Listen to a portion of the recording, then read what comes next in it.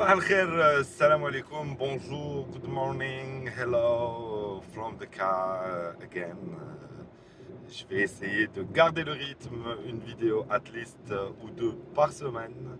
L'idée c'est de faire une vidéo from the car et une vidéo qui décortique un passage télé, radio ou une conférence auquel j'aurais participé. Alors, اليوم حبيت نهضرلكم على un sujet, je voulais parler d'un sujet qui m'intéresse. Alors déjà, point de نقطة ندام, point d'ordre.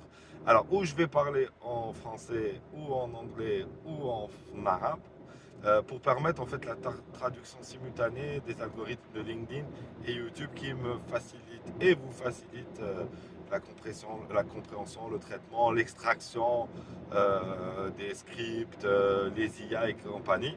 Donc, pour l'instant, c'est toujours moi qui parle, c'est pas une IA. Mais je vais essayer de garder une seule langue quand je parle. En l'occurrence, vous le savez, je suis beaucoup plus à l'aise en français ou en arabe. En anglais, je ne suis pas anglophone, mais je parle en anglais quand même. Donc je ferai en sorte de parler les trois langues au fur et à mesure, mais une langue par vidéo.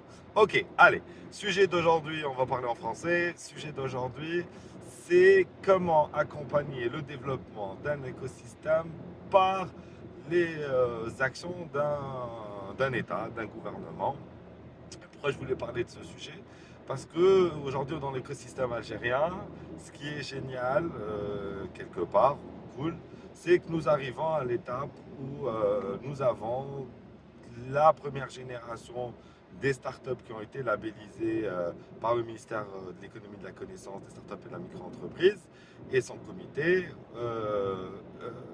Ils renouvellent leur label startup et aussi les labels incubateurs et labels projets innovants.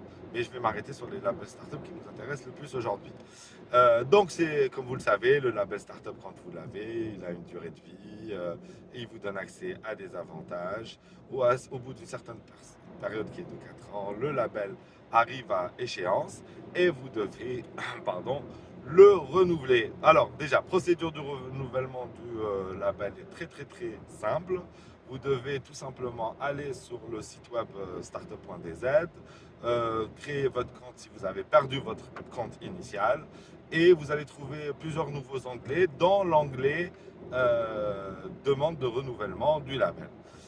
Vous allez avoir un formulaire à remplir, comme d'habitude, qui est un peu plus lent, parce qu'en fait, on vous demande un peu plus d'informations. Ça nous permet de faire deux choses, de voir que vraiment vous avez évolué, ça nous permet de comprendre le contexte de la start-up, de votre entreprise, de votre marché, et ça nous permet aussi de créer une base de données plus fiable, plus alimentée, qui nous permettra de faire de meilleures actions, de meilleurs raisonnements, de meilleures réflexions. Quand je dis on, c'est l'écosystème. Et j'espère que le ministère pourra en sortir des rapports qui seront partagés comme des open book ou là, comment dire, de la data accessible qui permettra au monde de la recherche, au monde économique de développer des pensées, des réflexions, etc. Ok, donc vous allez sur la plateforme, vous remplissez le formulaire, on vous demande de mettre des copies de vos pièces classiques, RC, statut, co, pour vérifier le tout. Pourquoi? Alors, je vous rappelle, l'idée, c'est de vérifier que vous matchez toujours avec les conditions qui limitent l'obtention du label Startup, qui sont les fameux 8 années de vie de votre entreprise, que ça ne doit pas dépasser 8 ans, que vous fassiez un chiffre d'affaires qui ne dépasse pas les 500 millions de dinars et que vous avez un effectif qui ne dépasse pas les 250 personnes. Après, on vérifie toujours, bien évidemment, que ce que vous faites est toujours dans l'évolution initiale de votre startup. Alors, bien évidemment, on comprend. Parfois, il y a des startups qui commencent par une techno, qui ajoutent d'autres services, qui font évoluer, qui vont faire d'autres choses. Si ça reste logique, je veux dire, je n'étais pas en train de faire de l'IoT, je vais passer à faire une pizzeria, tout va bien, on est toujours dans le gérant. Donc, nous, on vérifie. Vous avez un template de présentation qui est donné. Et sur ce template, vous devez donner plusieurs informations. N'hésitez pas à ajouter d'autres informations. N'hésitez pas à utiliser votre propre design. Le template est là pour vous guider sur les informations, non pas pour que ce soit un formulaire en soi, mais pour vous structurer votre pensée. Vous n'oubliez pas toutes les informations dont nous avons besoin pour vous évaluer. Voilà. Donc, on a commencé à traiter les demandes. Très bien. c'est cool. Et chose super positive, euh, nous avons remarqué deux choses. Donc nous avons quelques startups qui ont, créé des partenariats avec d'autres entreprises ou d'autres fonds d'investissement ou d'autres actionnaires et qui remettent en cause parfois une des conditions aussi d'accès au label startup, c'est d'être détenu au minimum à 50% par des personnes physiques ou un fonds d'investissement agréé par l'État et reconnu en Algérie ou une startup labellisée. N'oubliez pas ça, c'est très important. Donc, certaines startups ont réussi à ouvrir leur capital à des fonds d'investissement et des entreprises non labellisées à plus de 50%, donc à peu près 51, 52, 53%, qui fait que, bien évidemment, nous, on ne peut plus donner le label startup, donc on ne peut plus le renouveler, mais c'est un élément qui nous réjouit parce que d'un seul coup, on voit qu'on a des startups qui évoluent. Ce point, à la fin, je vais vous donner une news qui va régler le problème un peu pour tout le monde. Deuxième point qui est encore beaucoup plus intéressant et top, c'est qu'on a des startups qui ont dépassé les 500 millions de chiffre d'affaires annuel en l'espace de 4 ans. Rappelez-vous, parce qu'on est sur ce laps de temps de 4 ans, 5 ans, entre la création, la demande du label, l'obtention, la durée de vie du label et ça. Et donc, on a des startups qui ont fait 1 milliard, 500 millions, 2 milliards de dinars de chiffre d'affaires annuel, qui est une très très belle réussite, une très belle nouvelle pour notre écosystème. Et on voit donc vraiment des projets avancés. Bon, ils ne sont pas très nombreux, c'est normal. C'est dans la nature même des évolutions des startups, mais elles existent. Et donc, du coup, problème, enfin, problème, oui, on va l'appeler un problème, on ne peut plus leur donner le renouvellement du label startup puisqu'ils ont dépassé le fameux seuil des 500 millions de dinars. Ok. À partir de là, la question va se poser. Qu'est-ce qu'on fait? Et donc, du coup, c'est des grands débats qui sont mis sur la table, etc.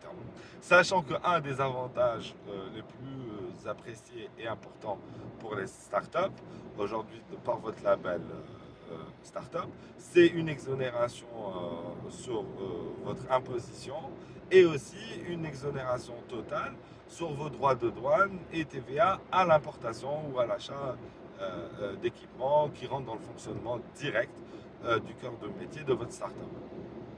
Et c'est à partir de là que le débat commençait. Est-ce que le fait de arrêter de supporter ces startups au bout de 4 ans, au moment où elles commencent à faire un grand chiffre d'affaires, de leur donner cet avantage en termes d'imposition, va leur faire du bien, bien sûr tout le monde va dire non, ou va leur faire du mal. Sachant que, regardez dans l'exercice de raisonnement, c'est qu'on fait tout ça pourquoi? On fait tout ça pourquoi? Pour l'économie nationale, pour augmenter de notre PIB national, pour augmenter la richesse du pays et indirectement créer des agents économiques, donc des employés, des entreprises, des citoyens plus riches qui ont un pouvoir d'achat plus grand et qui pourront donc consommer dans l'économie et acheter d'autres produits qui sont offerts à lui en B2B, B2C, etc. Et à partir de là, la question de création d'emploi vient en deuxième solution, en deuxième position pour moi. Et bien évidemment, richesse pour l'État, c'est l'imposition. C'est-à-dire qu'il faut payer ses impôts, mis à part les déclarations sociales, la CNAS, CASNA, j'en parle pas. Mais aujourd'hui, le sujet, c'est les impôts. Et donc, du coup, ces entreprises, leur objectif, c'est grignoter du chiffre d'affaires de l'État basé sur les impôts du pétrole par de nouvelles sociétés technologiques innovantes, rapides, start-up, qui vont un peu réduire ce gap. Donc aujourd'hui, à votre avis, est-ce qu'on doit arrêter au moment où ils atteignent au bout de 4 ans les 1, 500 milliards, 2 milliards de dinars de chiffre d'affaires, ou on doit continuer? Et moi, personnellement, j'ai un gros problème avec ça. Ça veut dire que moi, ce qui m'inquiète dans l'exercice, et qui m'a toujours inquiété, c'est que le levier des impôts comme solution d'accompagnement ou avantage pour les start je parle bien des start n'est pas forcément la meilleure des solutions dans la forme. Je dis bien dans la forme. Avoir accès à une détaxation et une non-imposition, c'est très très bien. C'est-à-dire que ça vous crée de la trésorerie. Je m'explique. Par exemple, au début, je commence à faire un petit chiffre d'affaires, si ce n'est rien du tout. Et avec le temps, je commence à faire un gros chiffre d'affaires. Et plus je vais faire un gros chiffre d'affaires, plus je vais avoir à payer beaucoup d'impôts. Et plus je vais avoir à payer beaucoup d'impôts, plus à ce moment-là, avoir une détaxation, une non-imposition devient très intéressant pour moi parce que ça va me permettre d'avoir de la trésorerie disponible et du coup pouvoir la réinvestir dans mes activités, dans mes opérations ou dans le déploiement de CAPEX sur d'autres sujets, sur d'autres nouveaux projets ou d'autres nouvelles technologies. Et donc, du coup, selon ma lecture, je ne suis pas pour un avantage fiscal qui se donne automatiquement dès l'obtention du label. Sachant que garder à l'esprit que l'avantage fiscal n'est d'une durée que de 5 ans. En fait, c'est la durée du label plus une année. Et ce plus une année qui est dicté par la loi de finances, donc il faudra attendre la nouvelle loi de finances pour voir est-ce que ça a été changé, ce plus une année va être modifié ou non dans la loi de finances et il dépend du renouvellement de votre label. Ça veut dire que vous avez le label, vous avez les avantages, il se termine votre label, il expire. Si vous ne renouvelez pas votre label, vous n'avez plus les avantages et donc du coup vous n'avez plus l'année de non-imposition. C'est à partir de là que moi, dans ma lecture, j'avais proposé ça il y a tout début en 2018, 2019, bien avant tout ça, que ça soit une sorte de joker. Ça veut dire quoi? C'est-à-dire qu'une entreprise, dès le moment où elle a son label startup et qu'elle reste toujours dans les conditions du label startup, c'est-à-dire la première fois ou à son renouvellement, donc ce qui lui donnerait une période de 8 ans, ben, elle pourrait utiliser un joker qui lui permettrait de ne plus payer ses impôts sur une période de 3 ans, à n'importe quel moment des 4 plus 4. Je m'explique. Par exemple, chez mon label, la première phase, c'est de 4 ans. Et à la quatrième année, moins un jour, je me constate que je fais un super top chiffre d'affaires. Et ben, c'est à 4 ans moins un jour que je vais aller aux impôts et je dépose mon joker non-imposition qui va durer 3 ans.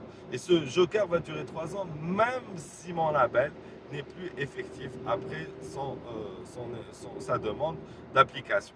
Deuxième solution, c'est que je demande le renouvellement parce que je suis toujours dans les pipes du label. Et au bout de 6 ans, je me retrouve avec un très beau chiffre d'affaires et j'ai toujours mon label. Et c'est là où je fais valoir mon crédit impôt ou mon exonération d'impôt avec ce fameux joker. Ce qui me donnera 2 ans pendant la durée du label, plus une année après l'extension de la deuxième phase du label, donc de son premier renouvellement et unique renouvellement. Donc ça c'est ma vision. Ok. Bon, allez, ça reste que ma vision, mais moi dans ma tête et pour moi et par expérience, hein, parce que je l'ai vécu, ça reste une des meilleures solutions pour les entrepreneurs et c'est la plus logique. De même, ça va permettre aux entrepreneurs et entrepreneurs de comprendre que avoir accès à un non-paiement des impôts n'est pas un droit, n'est pas un avantage classique, mais c'est vraiment un joker que l'État décide de vous donner. Et donc vous devez l'utiliser comme quand on joue aux cartes ou n'importe quel jeu d'équipe avec des stratégies comme les dominos, les échecs et compagnie. Vous savez que c'est un coup, c'est un atout que vous allez utiliser et vous ne pourrez plus le réutiliser. Donc vous devez l'utiliser très intelligemment parce qu'une fois que vous l'utilisez, c'est fini. Vous ne pouvez plus le redemander ça. Et du coup, ça va créer une génération d'entrepreneurs qui comprennent clairement qu'ils doivent payer leurs impôts et avec le temps, ils vont apprendre à comprendre leurs impôts, à faire de l'ingénierie fiscale, mais pas ne pas vouloir payer leurs impôts, à vouloir tricher ou à vouloir forcément avoir un avantage. Parce que le grand danger, et vous le savez beaucoup dans notre écosystème, il y a l'expression, à chaque fois qu'on parle, on nous dit c'est l'ex en sèche bis. Et bon, ça c'est un autre sujet, hein. Ça sous-entend que l'enseigne c'est pas quelque chose de bien, je ne suis pas d'accord. Deuxième chose, ça sous-entend que les entrepreneurs de l'enseigne c'est des gens pas bien, je ne suis pas d'accord. Mais ça sous-entend que c'est une politique d'assistanat et qu'on va créer des entrepreneurs qui vont être assistés. Et ça, c'est vrai que c'est un risque qui peut se présenter très rapidement. Donc forcément, on doit mettre en place des mécanismes qui nous protègent de ça. Alors, est-ce que ça existe dans le monde? Oui. Il y a quelques années, nous avions un programme d'échange l'Algérie avec l'Inde. Et un de mes collaborateurs, son nommé Sofiane, a aidé, représenté notre incubateur et notre organisation en Inde pendant 6 semaines dans un programme d'échange, de formation. Et donc, du coup, il a constaté que les Indiens, je vous dis il y a 5-6 ans en arrière, avaient cette politique en disant, ben, je vous donne un avantage fiscal qui dure 3 ans, vous l'utilisez intelligemment, et moi, l'objectif l'État, c'est que chaque dollar que je vous donne en avantage doit se transformer dans les 5-8 ans en 5-3 dollars d'avantage ou de retour de manivelle. C'est-à-dire que je vais te permettre de ne pas payer ton impôt à 1 dollar et ce 1 dollar dans 5-8 ans, il va se transformer en 3-5 dollars d'impôt parce que tu auras grandi, tu feras un grand chiffre d'affaires. Donc vous voyez que ça existe. Deuxième chose, beaucoup de gens nous ont dit, quand on avait parlé de cette idée, hein, que ça va être compliqué à mettre en œuvre, que les services des impôts, ils n'ont pas forcément un système d'information. C'est faux. Les impôts, ça fait très longtemps qu'ils se sont digitalisés. On peut en parler longuement, mais ce qui est clair, c'est qu'ils peuvent et ils ont l'habitude, que ce soit via les registres de commerce, secondaire, tertiaire et compagnie, et les impôts, il y a toute la logique nécessaire pour pouvoir enclencher des choses de ce type. Et je reviendrai un jour, je vous raconterai mon expérience que j'ai eue avec l'Aix-en-Sèche, ce qui est devenu une Nasta, puisque notre entreprise, il y a plus de 12 ans maintenant, a été créée dans le cadre de ce mécanisme de l'État. Donc du coup, finalité, selon vous, est-ce que on continue à ne pas payer d'impôts et à chaque fois tout le monde va pleurnicher pour dire ah non mais moi je veux pas payer des impôts et on va pas régler le problème, ou clairement on commence à réfléchir à un mécanisme, je parle pour les startups, qui nous permettrait de dépasser cette problématique. Et quand je m'adresse à cette question, je parle aux entrepreneurs parce que que ce soit les cadres du ministère des startups et de l'économie de la connaissance, les gens de finance, etc., sont conscients de cette problématique. C'est des sujets qu'on aborde très souvent. Mais au final, ceux qui ont la voix, c'est les entrepreneurs et les entrepreneureux qui sont sur le terrain et qui sont confrontés à cette problématique. Il y a un sous-jacent et un sous-entendu aussi qui me gêne moi aussi quelque part. Euh, c'est aussi la dichotomie, la distinction que nous faisons entre les startups et les PME ETI classiques. Ça, c'est un autre sujet plus profond. Il faudra qu'on dissipe les malaises pour éviter que les entrepreneurs classiques se sentent lésés et disent qu'il y a des avantages que pour les autres et pas pour nous. Sinon, le problème, on va se retrouver dans le problème d'un système égalitaire, pas équitable. Et l'objectif, c'est de créer des systèmes équitables qui vont permettre au final de tout le monde ou à tout le monde d'être convaincu et accepter ce système. Voilà, c'était la pensée du jour.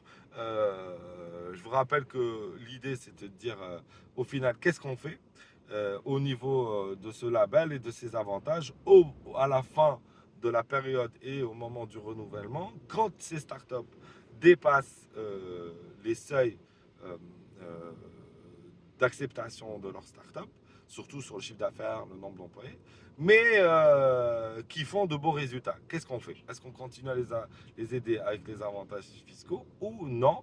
On les fait participer clairement à l'effort national.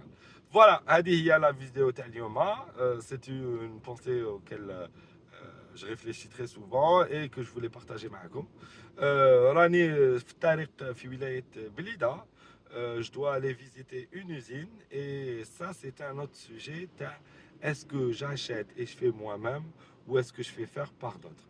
Allez, ملاقات الخير, faites-nous des startups ou في الأمان.